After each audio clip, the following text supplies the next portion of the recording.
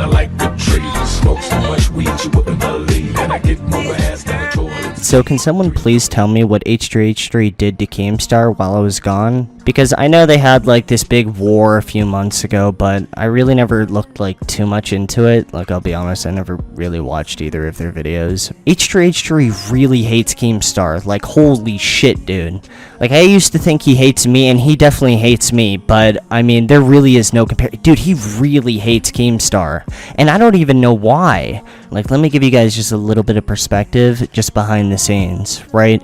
If you wanted to look at the commentary community as like a BR game, and you wanted to like rate everyone's performance based on how much money they made, yeah, no one wants to admit it, but H3H3 definitely took the dub. He definitely made the most money, which is kind of ironic. Anyways, though, what the fuck did Keemstar actually do to H3H3, man? Because, man, I'm still not watching his, like, 4-hour-long, like, video series on Keemstar, but he's not doing that for views or money. He's loaded. He doesn't need that shit. And, I mean, I could be wrong on this, and some people would disagree with me, but I don't think he made those videos for views either, which is really unique, man. I mean, a lot of the times when people make videos on other people, there are some, like, sincere opinions about, you know, the other person and whatnot, but usually it's under the mask of, obviously, everyone wants to get views and whatnot, right? Like, that's the main driving force. I don't think that there's that many times where someone genuinely hates another person. I mean, don't get me wrong, I think this is the case, like, 80-90% of the time. There are a few cases where someone just really hates the other person. I've definitely made a few of those videos, but not that many, you know? Like, for example, like FouseyTube and shit like that. Dude, I don't fucking hate FouseyTube. Why would I hate FouseyTube? Seriously, he made a few fake pranks. Why would I be that mad about FouseyTube? Last time I ended up streaming, I ended up hosting him.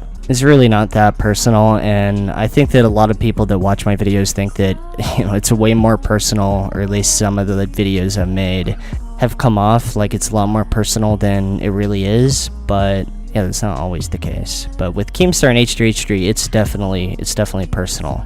And I don't even know why. That's what I've been trying to find out. I asked so many people, and they're like, oh, Keemstar was being rude to him on Twitter. It's like, what the fuck? Keemstar's been rude to everyone on Twitter. What the fuck did he say? What did he do that, like, made this man want... Dude, if you watch that video, I don't even think that video is so much for the viewer. I genuinely... And I haven't watched all of them. I've only seen clips. But I think that video is more for, like, the YouTube staff. I think he was straight up not even trying to cancel him. I think he was trying to get him banned. I don't even know why, too. Like, I need to find, like, a timeline or some shit, because clearly some shit went down right around the time I left or during my absence, because shit was really different when I was still here. I think they were, like, friends somewhat, and they definitely are not friends now. Like, that was not just a quick little backstab for views. He was not pulling a Leafy. That dude, they don't like each other. There's some personal shit going on. Maybe it's behind the scenes and I just don't know about it. Maybe it's just... Maybe Keemstar just fucked with him, like, it's just a bunch of small splinters, right? Just like he trolled him for so long that he just snapped. Or who knows, man. But, man... I never thought I would say this, but I think H3H3 actually hates Keemstar more than me. Maybe.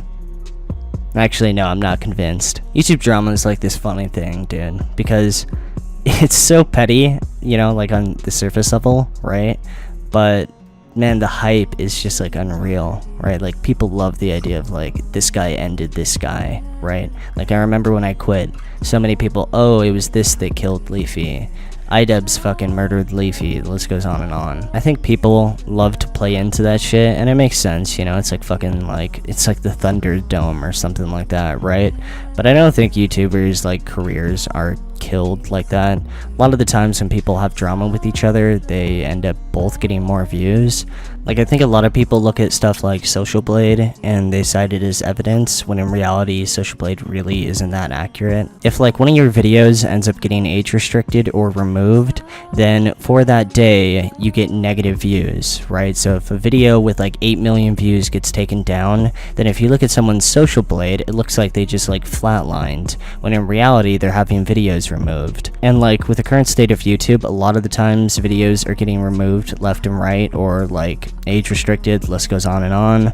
So not only does that like fuck up the monthly views, but on top of that, it obviously fucks up like the long-term graph. Like if you look at my chart back in like 2016, it looks a lot more like dramatic than it really is, because around the time where it started like nose crashing, that was when the yellow check mark came in and YouTube started clamping down on like edgy humor. I mean, if you look at most charts, there's definitely a pattern around that time period because the algorithm changed and whatnot. But to give her the benefit of the doubt, let's look at her stats to see if there's any signs that YouTube has been fiddling with them behind the scenes. After all, they have been caught doing similar things in the past. Firstly, let's look at a channel that we are pretty positive has been shadow banned in the past so we can compare those stats to hers. LeafyIsHere. In 2016, there were alleged leaked emails from higher-ups at YouTube discussing channels they didn't like that should be silenced. The most notable of these examples was Leafy. Shortly after these emails were sent out, his meteoric rise on YouTube was abruptly stopped for seemingly no reason.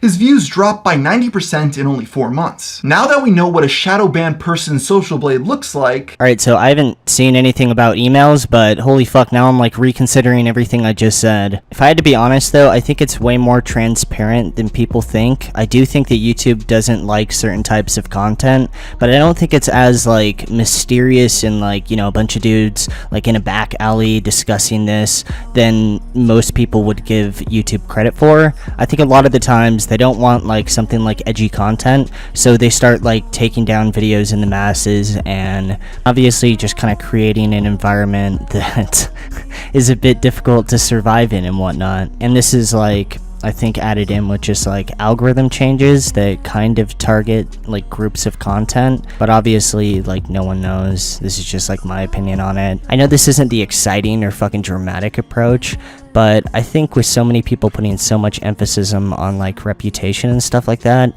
not enough people put emphasis on the fact that, I mean, you're talking about the influx of like millions and millions of people on a video sharing website where tons of people can upload anything they want. Where people go and what type of content they actually watch, I think is way more like algorithm based than like reputation based. And I mean, don't get me wrong, there might be like an element of it. I might just be like autistic or something, but I think that, you know, which videos actually show up in viewers recommended, you know, box or whatever you want to call it, is obviously a huge deal and a bigger deciding factor than negative videos being uploaded on different channels and stuff like that. Like, this is definitely another unpopular opinion, but okay, I feel like most people would agree that the most extreme case of this is definitely Basherverse and Keemstar. Just in case you don't know what happened, Keemstar came out with information that Basherverse was apparently like a pedophile or something like that, and he was a Minecraft YouTuber. He ended up having like a mental breakdown, and then he ended up quitting. I'd put a good amount of money down. I mean, not an absurd amount of money, but I would put some money down that I think that if Basherverse never got exposed by Keemstar, Basherverse in the end would have gotten less overall views. I was like deep in the Minecraft community because I had my own Minecraft server around the time where Basherverse got exposed. The Minecraft community was fucking dying. It was nosediving right into the ground. I know it's easy to look at things in hindsight and be like, oh, if he never responded, then this would have happened, right? Oh, all he had to do was do this and the outcome would have been completely different. If he would have just made the first video where he gives his side of the story and then he never made, you know, had the mental breakdown, then I think it would have been good. But no one really knows at the end of the day. For all we know, if he would have just made his one video and didn't have the mental breakdown where he ended up saying, you know, he was quitting, there could have been people that said, why didn't he explain more? I mean, these are some serious allegations made like against him. He should have went into more detail. Or if he never even got in the drama in the first place, he could have just like slowly dwindled off like most of the other Minecraft YouTubers. I mean, look at their channels today, they're not doing that good. I think it's pretty obvious to say that Keemstar had an effect on him deciding to not upload. I mean, he made a video screaming at the camera like, you know, I think he was like implying he was gonna fucking kill himself. So obviously there's that element, but I don't really care about like the emotional element. I'm just talking about, if you look at the entire situation on paper, I think that he would have roughly ended up in the same place regardless. And I know that sounds like a little bit cold, but whatever, man. You want me to sit here and rant about the fucking emotional waves of being a YouTuber? It's not that emotional, man. You make videos, some people watch it, some people don't. I mean, it's really all it is. I don't think that there's that much of a conflict in interest. Anyways, though, you guys like the last video where it's just kind of unfiltered? I actually don't mind making some of these videos. I get to talk about some of the stuff I don't mind talking about, but I'm gonna go get some food. I appreciate all the support, and yeah. Good luck, everybody. Peace.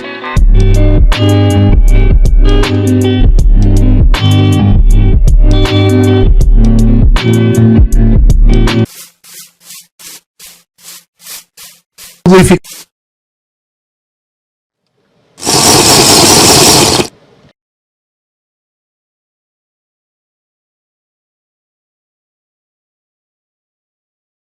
I would love to see Leafy come back.